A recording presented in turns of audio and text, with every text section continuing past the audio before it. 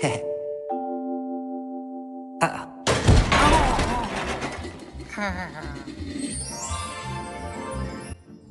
you know that there was a Garbage Pail Kids mobile game? Yeah, probably not, so today I'm going to be talking about it. Now, assuming you're familiar with the cards, considering you clicked on this video, you might be surprised about how something like this could come about.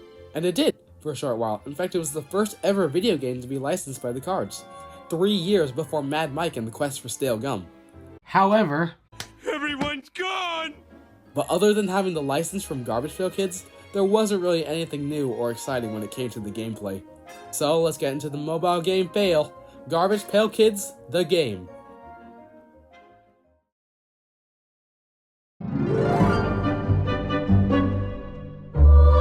On May 22nd, 2018, a video game company called Jago Studios announced that they were partnering with Topps to create an all-new Garbage Pail Kids mobile game. The company was founded in 2017 by a man named Stuart Drexler, who worked with a bunch of IPs in the past, most notably Club Penguin of all things. Serving as the executive producer of the game, Stuart and his company created 2 websites, both now defunct, and Twitter, Instagram, and Facebook accounts to give updates about the game. Talking more about the company itself, not a whole lot is actually known about it, considering again, the websites. But according to some other sources and their YouTube channel, their company focused on irreverence and virality. Basically weird stuff. The programming for the game was handled by them and another company called GPKnews, founded in 2010. Another company called Reliance Games also helped with the Android port.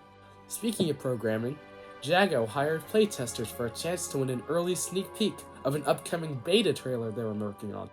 And, to make people even more hyped, Topps and Jago arrived at Gross Card Con in early 2019, with exclusive merch.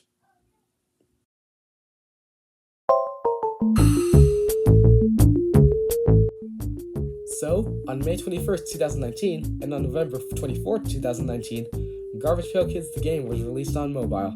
The gameplay was what you would expect from a standard strategy game. Imagine Plants vs. Zombies 2 as a card game. There were all sorts of wacky characters and cards to battle with, each split between 2 main types, and each with their own special abilities and classes.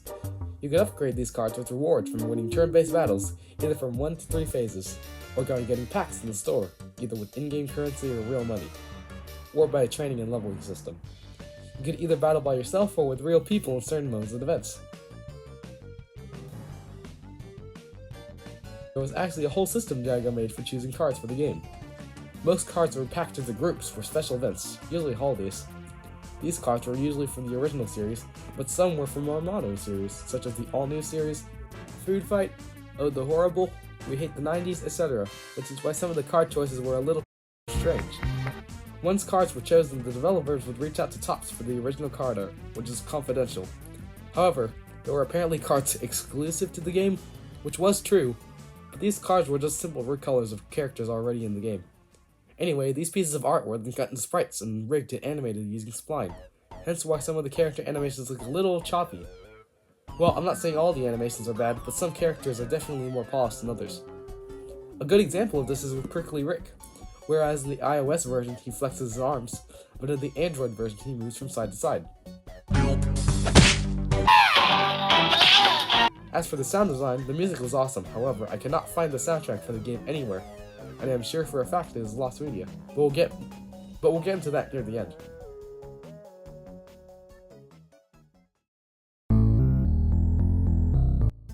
Now, unfortunately, opinions on this game were mixed. Some thought the gameplay was decent enough, and some just enjoyed the novelty of seeing their cards come to life.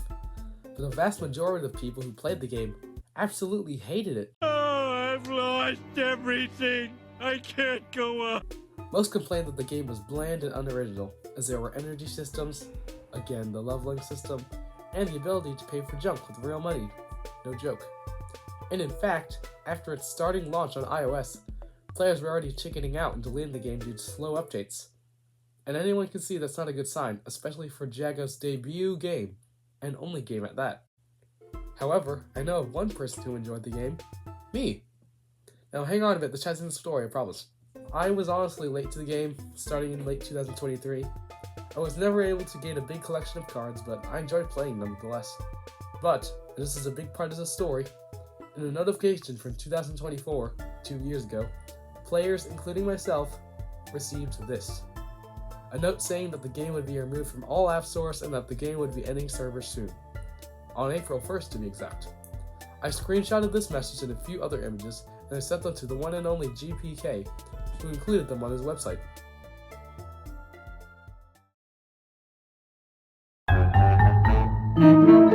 But all in all, the game was just a giant fail. After the game's deletion, Jago faded into obscurity, having their 2 website servers down and their accounts inactive for a while now.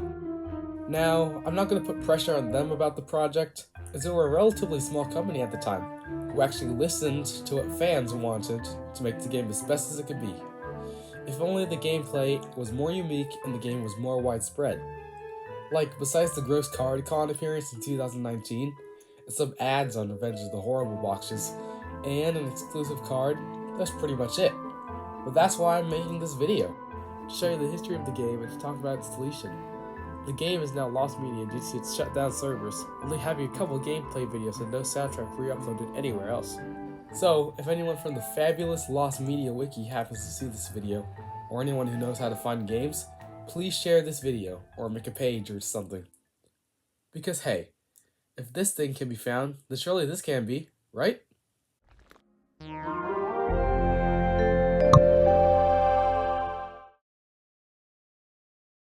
So yeah, that was my first attempt of making a documentary type video, or whatever it's called. I honestly just don't care anymore. You know how many lost media videos are on YouTube, especially this guy. And this video is no different.